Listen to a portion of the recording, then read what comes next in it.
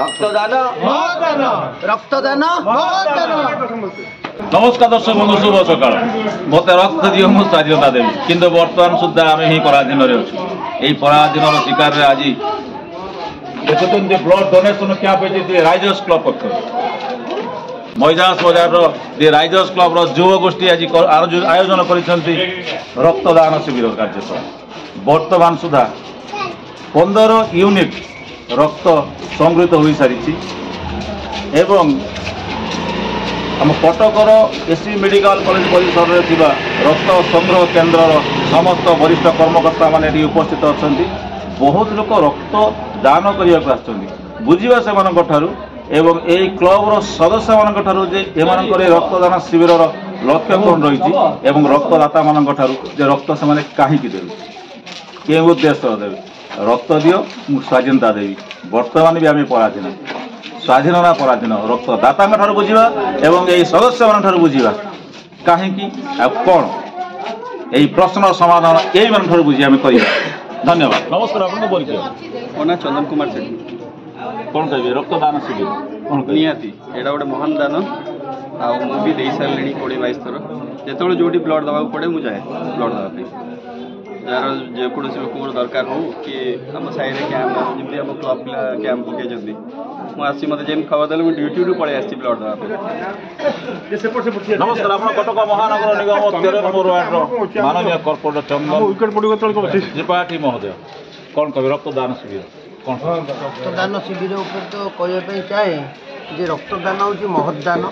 ଏହାକୁ ସମସ୍ତେ ଦେବା କଥା। ଯାହା ହଉ ଆମର ଏଇ ଯେଉଁ ଯୁବକ ବନ୍ଧୁମାନେ କରିଛନ୍ତି, ସମସ୍ତେ ମିଶିକି କରିଛନ୍ତି, ମୋତେ ଭାରି ଖୁସି ଲାଗୁଛି। ହିନ୍ଦୁ, ମୁସଲିମ, ଖ୍ରୀଷ୍ଟିଆନ ସମସ୍ତେ ମିଶିକି ଏଇଟା କରିଛନ୍ତି। ଆମର ଏଇ ଯେଉଁ ରାଇଜର୍ସ କ୍ଲବ୍, ଏଇଟା ବହୁତ ପୁରୁଣା କ୍ଲବ୍।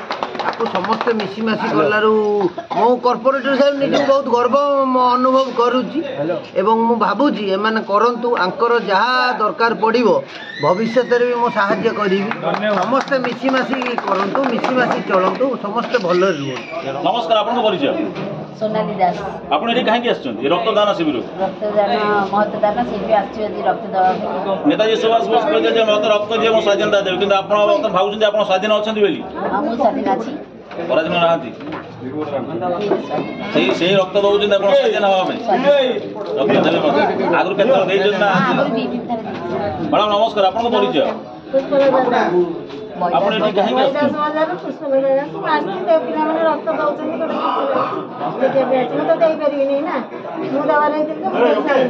ଏଇ ପିଲାମାନଙ୍କୁ ଆପଣ ଉତ୍ସାହ ଦେଉଛନ୍ତି ଯେ ରକ୍ତ ଦିଅ ବୋଲି। ନମସ୍କାର, ଆପଣଙ୍କ ପରିଚୟ? ମୋ ନାଁ ଜୟନ୍ତ କୁମାର ଦାସ। ଏଇ କ୍ଲବ୍ ରାଇଜର୍ସ କ୍ଲବ୍ର ମୁଁ ସେକ୍ରେଟାରୀ ଅଛି। ରାଇଜର୍ସ କ୍ଲବ୍, ଆଜ୍ଞା। ଏଇ ଯୁବ ଅନୁଷ୍ଠାନର ଆପଣ ସମ୍ପାଦକ। ଆଜ୍ଞା। ରକ୍ତଦାନ ଶିବିର କାହିଁକି? ରକ୍ତଦାନ ତ ପୁରୁଣା କହାବତ ଅଛି ଯେ ରକ୍ତଦାନ ମହତଦାନ, ଆଉ ସେଥିପାଇଁକି ଆମେ ଗୋଟେ ବ୍ଲଡ୍ ଡୋନେସନ୍ କ୍ୟାମ୍ପ କରିଛୁ। ଆପଣ ଏଠୁ ବ୍ଲଡ୍ କଲେକ୍ସନ୍ କରୁଛନ୍ତି ଏବଂ ପଠାଇଦେବେ ମଧ୍ୟ ବ୍ଲଡ୍ ବ୍ୟାଙ୍କ? ହଁ, ଏ ଆମର ରେଡ୍ କ୍ରସ୍ ଥ୍ରୁରେ ଆମେ କରୁଛୁ ବ୍ଲଡ୍। ତେଣୁ ଜାଣିଛନ୍ତି ଏ କଥା ଆପଣଙ୍କ ଏ ଜ୍ଞାତସାରରେ ଥିବା ମଧ୍ୟ ବି ଯେ ରକ୍ତ ଆପଣ ଯେତେ ସଂଗୃହୀତ କରୁଛନ୍ତି ସେତେ ଦଲାଲି ଚାଲିଛି, ତା ପାଇଁ ଆପଣଙ୍କର କ'ଣ ପଦକ୍ଷେପ ରହିବ? ଦୟାରେ ଚାଲିଛି ମାନେ ଦଲାଲ ଚାଲିଛି, ରକ୍ତ ଦଲାଲ। ଲୋକ ମରୁଛନ୍ତି ଆଜ୍ଞା, ରକ୍ତ ପାଉନାହାନ୍ତି। ଆପଣ ଯେତେ ଦେଉଛନ୍ତି ରକ୍ତ ଏଠୁ ସମସ୍ତେ ସ୍ୱଚ୍ଛ ମନରେ ଦେଉଛନ୍ତି, ଜୀବନ ବଞ୍ଚିବା ପାଇଁ ଦେଉଛନ୍ତି, ମହତ ଉଦ୍ଦେଶ୍ୟ ସେଥିପାଇଁ ଧନ୍ୟବାଦ। କିନ୍ତୁ ରକ୍ତ ଦଲାଲ ଚାଲିଛି ସେଠି। ନାଇଁ, ଏବେ ତ ଗଭର୍ଣ୍ଣମେଣ୍ଟ ତରଫରୁ ଦଲାଲି ଟିକେ କମିଯାଇଛି, ବହୁତ ରେଷ୍ଟ୍ରିକ୍ସନ୍ ବି ହେଇଯାଇଛି। ଆଉ ସେ ଆମେ ସମସ୍ତେ ଅଛୁ, ସମସ୍ତେ ଆୱାରନେସ୍ ରହିବା ଦରକାର, ସମସ୍ତ ମଧ୍ୟରେ ଦଲାଲି ମାନଙ୍କ ଠାରୁ ଦୂରରେ ରହିବା ଦରକାର। ସେଇ ଆୱାରନେସ୍ଟା ଆପଣ କରିବେ କି? ନିଶ୍ଚିତ କହିବି ନା ଆଜ୍ଞା। ଧନ୍ୟବାଦ।